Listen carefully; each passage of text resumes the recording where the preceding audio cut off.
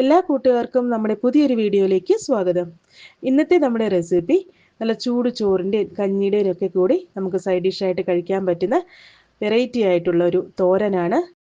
പണ്ട് കാലങ്ങളിൽ നമ്മുടെയൊക്കെ വീടുകളിൽ തയ്യാറാക്കിയിരുന്ന ഒരു വെറൈറ്റി ആയിട്ടുള്ള തോരനാണിത്. നല്ല ചൂട് ചോറിൻ്റെയൊക്കെ കൂടെ നമുക്ക് പ്രത്യേകിച്ച് കറികളൊന്നും ഇല്ലെങ്കിലും ഈ ഒരു തോരൻ മാത്രം മതി നമുക്ക് വയറ് നിറയെ ചോറുണ്ണാനായിട്ട്. അത്ര ടേസ്റ്റാണ്. അപ്പോൾ എല്ലാവരും വീഡിയോ ഒക്കെ കണ്ട് റെസിപ്പീസൊക്കെ നിങ്ങൾക്ക് ഇഷ്ടമാവുകയാണെങ്കിൽ എൻ്റെ ചാനലും കൂടി ഒന്ന് സബ്സ്ക്രൈബ് ചെയ്ത് സപ്പോർട്ട് ചെയ്യുക. അപ്പോൾ നമ്മുടെ ടേസ്റ്റി ആയിട്ടുള്ള ഈ ഒരു തോരൻ തയ്യാറാക്കാനായിട്ട് ഞാനിപ്പോൾ ഇവിടെ എടുത്തിരിക്കുന്നത് മത്തങ്ങയാണ്. ഞാനിപ്പോൾ ഇവിടെ നല്ല പിഞ്ച് മത്തങ്ങയാണ് കേട്ടോ എടുത്തിരിക്കുന്നത്. അതിൻ്റെ ഒരു തൊലിയൊക്കെ കളഞ്ഞ് നല്ലപോലെ കഴുകി ക്ലീൻ ചെയ്തെടുത്തിട്ടുണ്ട്. ഇനിയിപ്പോൾ നമുക്കിത് ചെറിയ ചെറിയ പീസസ് ആയിട്ടൊന്ന് അരിഞ്ഞെടുക്കാം. അപ്പോൾ ഇതിൻ്റെ ആ ഒരു ഉൾഭാഗമൊക്കെ നമുക്കൊന്ന് റിമൂവ് ചെയ്യണം. അത് കളയണ്ട. ഇത് വെച്ചിട്ട് നമുക്ക് നല്ല ടേസ്റ്റി ആയിട്ടുള്ള ഒരു ചമ്മന്തി തയ്യാറാക്കാം. ദോശ, അതുപോലെ തന്നെ കേർഡ് റൈസ്, ചോറ് എല്ലാത്തിൻ്റെ കൂടെ നമുക്ക് കഴിക്കാൻ പറ്റുന്ന ടേസ്റ്റി ആയിട്ടുള്ള ഒരു ചമ്മന്തിയാണ്. അതിൻ്റെയൊക്കെ റെസിപ്പി ഇതിന് മുൻപ് നമ്മുടെ ചാനലിൽ ഞാൻ അപ്ലോഡ് ചെയ്തിട്ടുണ്ട്. ലിങ്ക് ഞാൻ താഴെ ഡിസ്ക്രിപ്ഷനിൽ കൊടുക്കാം. താല്പര്യമുള്ളവർക്ക് പോയി ചെക്ക് ചെയ്യാവുന്നതാണ്. അപ്പോൾ ഞാൻ ഇതെല്ലാം ഒന്ന് റിമൂവ് ചെയ്തെടുത്തിട്ടുണ്ട്. ഇനിയിപ്പോൾ നമുക്കിത് ചെറിയ ചെറിയ പീസസ് ആയിട്ട് ഒന്ന് കട്ട് ചെയ്തെടുക്കണം. ഞാൻ ഈ ഒരു വലിപ്പത്തിലാണ് ഇതെല്ലാം ഒന്ന് കട്ട് ചെയ്തെടുക്കുന്നത്.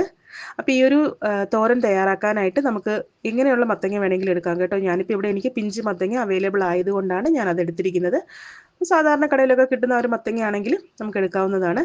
പിന്നെ നമ്മുടെയൊക്കെ വീടുകളിലുണ്ടായ മത്തങ്ങയാണെന്ന് വരികിൽ നമ്മൾ അതിനകത്ത് തൊലിയൊന്നും കളയേണ്ട ആവശ്യമില്ല. തൊലിയോടുകൂടി തന്നെ നമുക്കിത് ഉപയോഗിക്കാവുന്നതാണ്. ഞാനിപ്പോൾ ഇത് കടയിൽ നിന്ന് വാങ്ങിച്ചുകൊണ്ടാണ് ഞാനിതിൻ്റെ തൊലിയൊക്കെ കളഞ്ഞെടുത്തിരിക്കുന്നത്. തൊലിയോടുകൂടി നമ്മൾ കറി വയ്ക്കുമ്പോൾ അതൊരു പ്രത്യേക രുചിയാണ്. അപ്പം ഞാൻ ഇതെല്ലാം ഇവിടെ നല്ലപോലെ ഒന്ന് അരിഞ്ഞെടുത്തിട്ടുണ്ട്. ഇനിയിപ്പോൾ ഞാൻ ഇവിടെ ഒരു ചട്ടി അടുപ്പിൽ വെച്ചിട്ടുണ്ട്. ചട്ടി ചൂടായി വരുമ്പോഴത്തേക്കും നമുക്കിതിലേക്ക് കുറച്ച് എണ്ണ ഒഴിച്ചു കൊടുക്കാം. വെളിച്ചെണ്ണയാണ് ഞാനിവിടെ ഉപയോഗിച്ചിരിക്കുന്നത്. എണ്ണയെല്ലാം നല്ലപോലെ ഒന്ന് ചൂടായി വരുമ്പോഴത്തേക്കും നമുക്കിതിലേക്ക് കടുക് ഇട്ട് കൊടുക്കാം.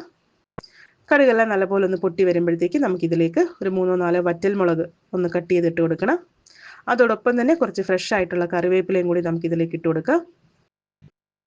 ഇനിയിപ്പോൾ ഈ ഒരു മുളകെല്ലാം നല്ലപോലെ ഒന്ന് മൂത്ത് വരട്ടെ. വറ്റൽമുളകെല്ലാം നല്ലപോലെ ഒന്ന് മൂത്ത് വരുമ്പോഴത്തേക്കും ഞാൻ ഇതിലേക്ക് ഒരു 15 കുഞ്ഞുള്ളി വട്ടത്തിൽ അരിഞ്ഞതും അതോടൊപ്പം തന്നെ ഒരു പച്ചമുളക് ചെറുതായിട്ട് അരിഞ്ഞതും കൂടി നമുക്കിതിലേക്ക് ഇട്ട് കൊടുക്കാം.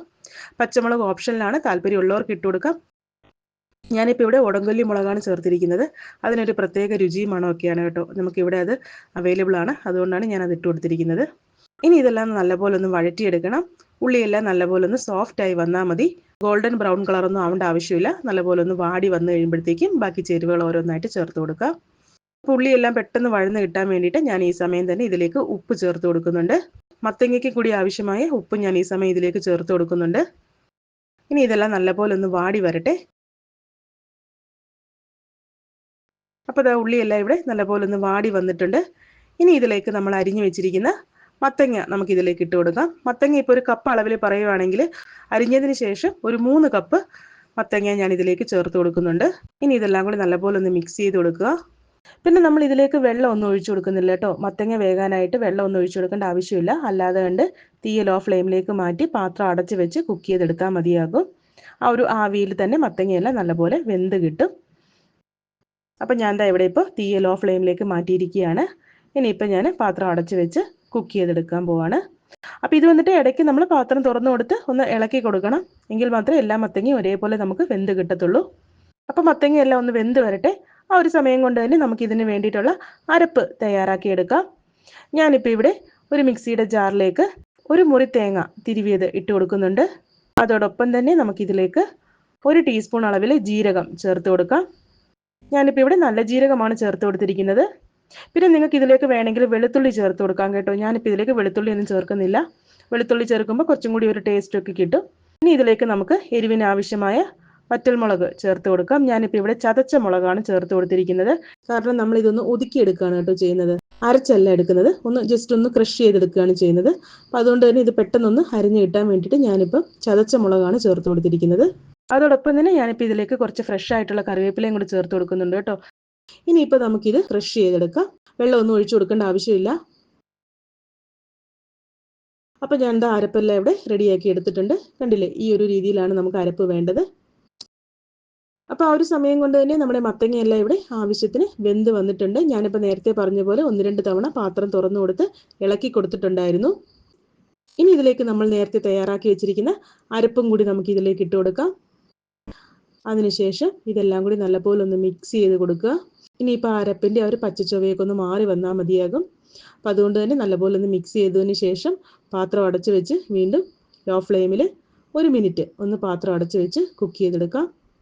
അതിൻ്റെ ആ ഒരു മണമൊന്നും പോകാതിരിക്കാൻ വേണ്ടിയിട്ടാണ് പാത്രം അടച്ച് വയ്ക്കാൻ പറഞ്ഞത്. അപ്പോൾ ഈ ഒരു മത്തങ്ങയുടെ ആ ഒരു ഉൾഭാഗം വെച്ചിട്ടുള്ള ചമ്മന്തിയും അതുപോലെ തന്നെ മത്തങ്ങ വെച്ചിട്ടുള്ള ഒരു പച്ചടി, മധുരപ്പച്ചടിയുടെ ഒക്കെ റെസിപ്പി നമ്മുടെ ചാനലിൽ ഞാൻ ഇതിന് മുൻപ് അപ്ലോഡ് ചെയ്തിട്ടുണ്ട്. അതിൻ്റെയൊക്കെ ലിങ്ക് ഞാൻ താഴെ ഡിസ്ക്രിപ്ഷനിൽ കൊടുക്കാം. താല്പര്യമുള്ളവർക്ക് പോയി ചെക്ക് ചെയ്യാവുന്നതാണ്. അപ്പോൾ ഇതാ നമ്മുടെ മത്തങ്ങയെല്ലാം ഇവിടെ റെഡി ആയിട്ടുണ്ട്. ഇതിപ്പോൾ 1 മിനിറ്റ് ആയിട്ടുണ്ട്. ഞാനിപ്പോൾ ഇവിടെ പാത്രം തുറന്നു കൊടുത്ത് ഒന്നുകൂടി ഒന്ന് മിക്സ് ചെയ്തെടുക്കുന്നുണ്ട്. അരപ്പിൻ്റെ ആ ഒരു പച്ചച്ചുവയൊക്കെ ഒന്ന് മാറി വന്നിട്ടുണ്ട്. അപ്പോൾ അതാ ഇത്രയേ ഉള്ളൂ. നമ്മുടെ ടേസ്റ്റി ആയിട്ടുള്ള മത്തങ്ങാത്തോരൻ ഇവിടെ റെഡി ആയിട്ടുണ്ട്. നല്ല ചൂട് ചോറിൻ്റെ ഒക്കെ കൂടി കഴിക്കാൻ പറ്റിയ ടേസ്റ്റി ആയിട്ടുള്ള ഒരു മത്തങ്ങാത്തോരനാണിത്. കഞ്ഞിയുടെ കൂടെയൊക്കെ നമുക്ക് സൈഡായിട്ട് കഴിക്കാൻ പറ്റിയ ഒരു തോരനാണ്. അപ്പോൾ എല്ലാവർക്കും എൻ്റെ ഈ ഒരു റെസിപ്പിയൊക്കെ ഇഷ്ടമായിട്ടുണ്ടെന്ന് കരുതുന്നു. ഇഷ്ടമാവുകയാണെങ്കിൽ നിങ്ങളുടെ ഫ്രണ്ട്സിനും റിലേറ്റീവ്സിനും ഒക്കെ ഒന്ന് ഷെയർ ചെയ്ത് കൊടുക്കുക. അതുപോലെ തന്നെ നമ്മുടെ ഈ ഒരു വീഡിയോ ലൈക്ക് ചെയ്യാൻ മറക്കരുത്. കൂടാതെ നമ്മുടെ ഈ ഒരു ചാനൽ ആദ്യമായിട്ട് കാണുന്നവർ പ്ലീസ് ഒന്ന് സബ്സ്ക്രൈബ് ചെയ്ത് സപ്പോർട്ട് ചെയ്യുക. അതോടൊപ്പം തന്നെ നിങ്ങളുടെ അഭിപ്രായങ്ങളും നിർദ്ദേശങ്ങളും ഒക്കെ കമൻറ്റ് ബോക്സിലൂടെ എന്നെ അറിയിക്കാവുന്നതാണ്. അടുത്ത നല്ലൊരു റെസിപ്പിയായിട്ട് കാണുന്നത് വരേക്കും ടേക്ക് കെയർ. ബൈ.